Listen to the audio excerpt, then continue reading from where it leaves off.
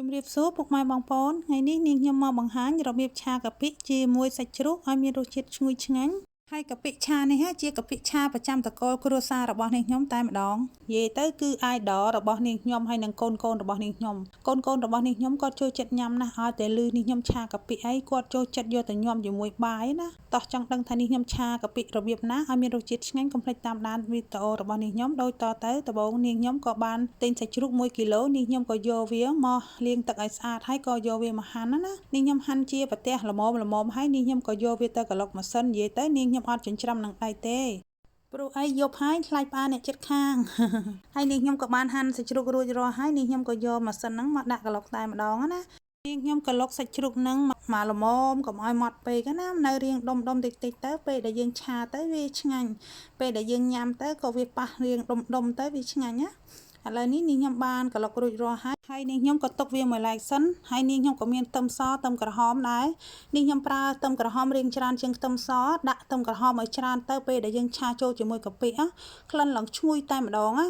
ហើយខ្ទឹមក្រហមនេះដាក់ត្រូវជាមួយកាពិឆានឹងខ្លាំងបងប្អូនហើយបើបងប្អូនធ្វើញ៉ាំកុំភ្លេចដាក់ខ្ទឹមក្រហមនេះឲ្យច្រើនឥឡូវនេះនាងខ្ញុំក៏បានហាន់ជាមួយខ្ទឹមក្រហមហ្នឹងនាងខ្ញុំហាន់ជាប្រទះស្ដើងទៅហើយនឹងខ្ទឹមសហ្នឹងនាងខ្ញុំក៏ដំវាចិញ្ច្រាំនាងខ្ញុំក៏ចិញ្ច្រាំខ្ទឹមសហ្នឹងលាយជាមួយខ្ទឹមក្រហមផ្លាស់ទៅហើយក៏ទុកជាប្រទះខ្លះណាឥ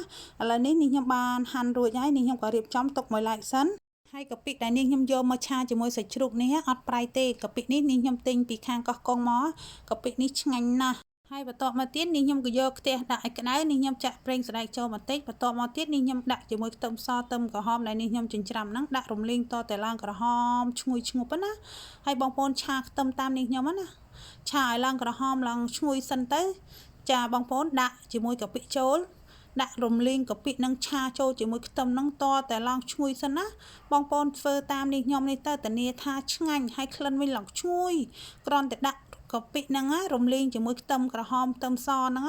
បងប្អូនណានិយាយវាឈ្ងុយពេញផ្ទះពេញភូមិតែម្ដងក្លិនឡើងភាយហ្មងកាពិនេះរំលីងវាឲ្យឡើងឈ្ងុយសិនមកសូមបងប្អូនដាក់សាច់តាមក្រោយនេះខ្ញុំឆាកាពិហ្នឹងឲ្យឡើងឈ្ងុយហើយបែកសាច់កាពិហ្នឹងសប់សិនបន្ទាប់មកទៀតនេះខ្ញុំក៏យកសាច់ជ្រូកចិញ្ច្រាំហ្នឹងក៏យកមកដាក់រំលីងឆាចូលជាមួយកាពិហ្នឹងតតែដាច់ទឹកចូលជាតិជាមួយកាពិសិនហើយបងប្អូនដាក់ជាមួយខ្ទិះផង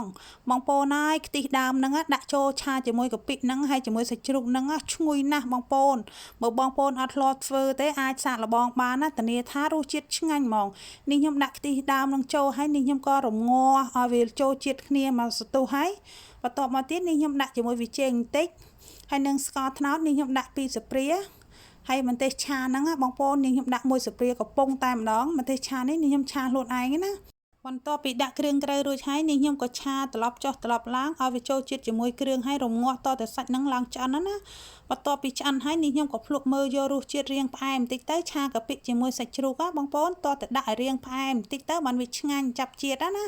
ហើយកាពិឆានេះបងប្អូនណាញ៉ាំជាមួយបន្លែតបជាមួយទឹកសក់មួយ